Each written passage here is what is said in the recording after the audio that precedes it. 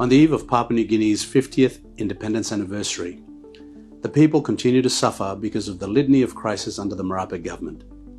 The rhetoric surrounding the 13-year budget repair strategy and the much-hyped fiscal consolidation plan have been nothing more than a smokescreen to justify the unprecedented borrowing of 40 billion kina in 7 years, taking our national debt stock to a historic 65 billion kina. Now, fiscal consolidation refers to government policies aimed at reducing budget deficits and national debt by either increasing revenues or decreasing expenditures. The aim of fiscal consolidation is to restore fiscal sustainability, improve investor confidence, and avoid over-reliance on short-term borrowing. After 6 years, the fiscal consolidation plan of the Marape government has failed. This is simply because the Prime Minister just could not make the tough decisions to cut spending on Connect PNG and right-size the public service. From the 5.6% legislated funds for the Connect PNG program, over 8.5 billion kina has been spent on road infrastructure without any audits in the last 6 years.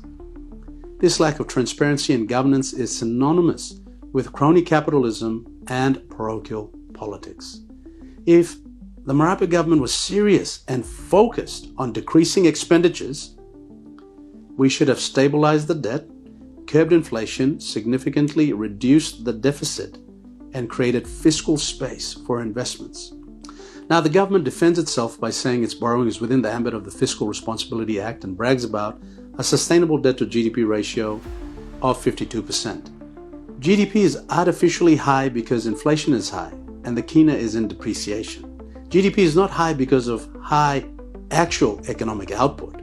The debt ratios look better than what they are.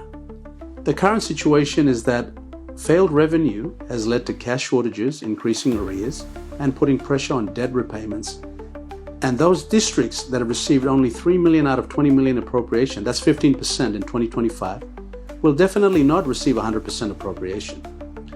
The 2025 budget will fail without an immediate supplementary budget to correct this budget blowout. The Marape government, under the guise of fiscal consolidation, has plummeted the country into unsustainable debt with no foreign direct investment in 6 years, no growth prospects, and wider inequality. Marape lamented recently that 214.5 billion over 12 years has not produced any tangible development outcomes, citing that budget implementation lacks transparency. I concur with the Prime Minister that his economic performance has been lackluster. Only in PNG could a Prime Minister admit that he has failed after 6 years, after 158.4 billion kina in spending, after 40 billion in borrowing, and crisis after crisis, and continue to stay in power. Marape is a populist leader who thinks he has all the answers. The shocking state of affairs throughout the nation can be imputed on Marape's hubris, misplaced sense of entitlement, superficial policy interventions, and the total leadership incompetence.